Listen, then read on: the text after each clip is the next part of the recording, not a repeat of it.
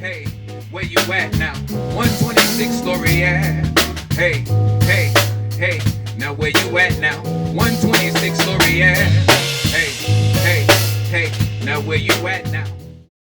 Our next performer, it's my dog, man. He looks like somebody famous. I'm gonna let you figure it out. My man, coming through. Put your hands together for Mr. Scoop, BornLuv. Scoop. Let's do that again. Step back out. Step back out. Scoop. Step back out, Scoop. Let me do it again. Let me do it one more again. Scooped. With a T. Okay. Scoop. Scooped. I don't know how he got that name as a kid, but he was like scooped. Scoop. Just go, Scoop. Our next artist we're bringing up on 126 Story Avenue. It's my brother, Scooped, BornLuv.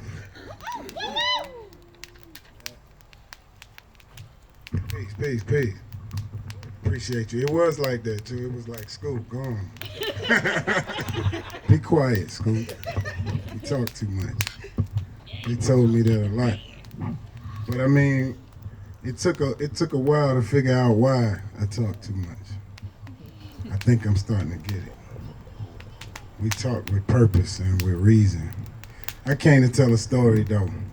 I turned on the live and seen the brilliant, beautiful cinematography was going on and heard the beautiful stories and expression. I got so excited. Like, it was like I'm supposed to be over there. The fire was crackling. So I am here. But look, so I want to tell a story. So I got mad stories. I'm gonna tell you a story though. Yeah. So we found a property. We found a space to procure and put and facilitate what we were doing. And it was this was in Baltimore, Maryland. And it was actually on the bay side, so it was Curtis Bay. So it was like south of the city. It was really greasy over there, you know. It was mad greasy, huh? You gotta be more careful. Oh yeah, you gotta be mad careful in Curtis Bay. We was on Plum Avenue, right? So it was like what you call a row house. Somebody I knew owned it and they let me lease it from them. And we like went in and it was a real dump, like it was crazy. But we went in and we gutted the basement out. And we built this supreme like altar. To me, it was like an altar, like this fire pit right here where we could just make sacrifices.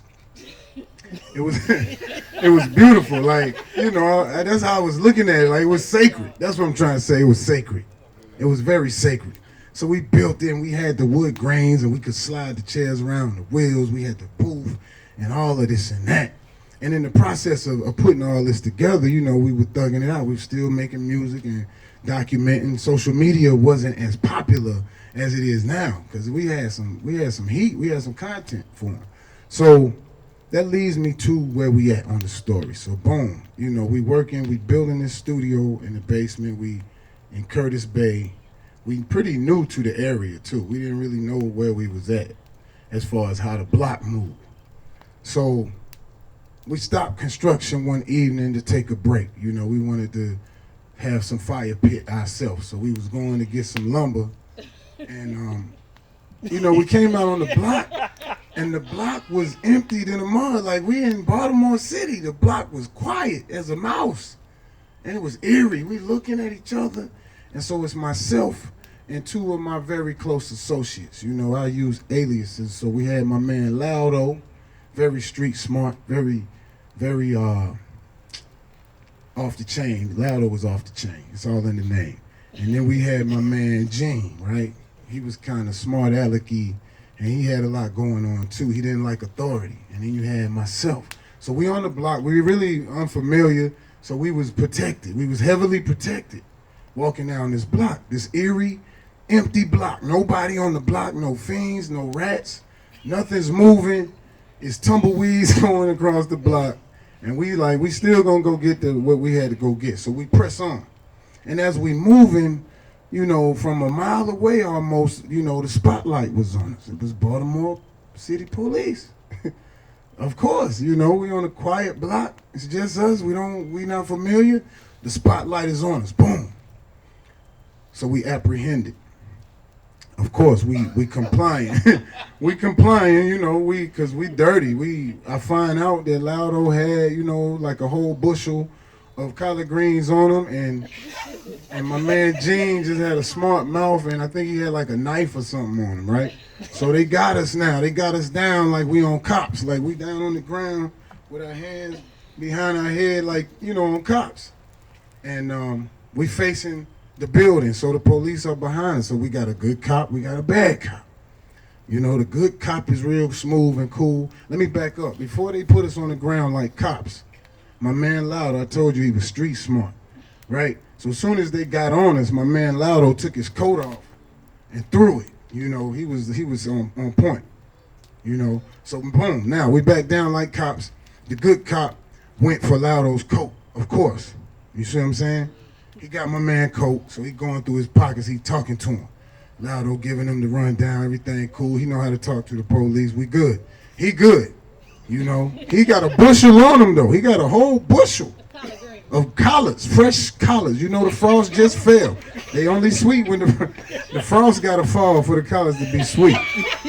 And the frost had fell. He had some sweet collards, right? But they ain't find that. They was looking through the coat and talking to him. He was good. Now on this side, my man Gene got the bad cop and a smart mouth and a pocket knife. So Gene is getting beat up beside me. Like the police is beating him in the head and he talking back. And so I'm in the middle and I'm the protector. I told you we was heavily protected. So I'm in the middle, right? So this is the point of the story. This is the part you really want to pay attention to. Because while this is going on both sides of me, I'm sitting there, I'm thinking about my life, you know. I'm thinking about all the seeds that was planted in me, you know. And I'm hearing things, like on the cartoons, you know.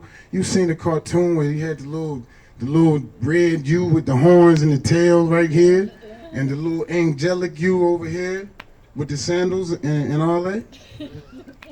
So I'm listening to them, right?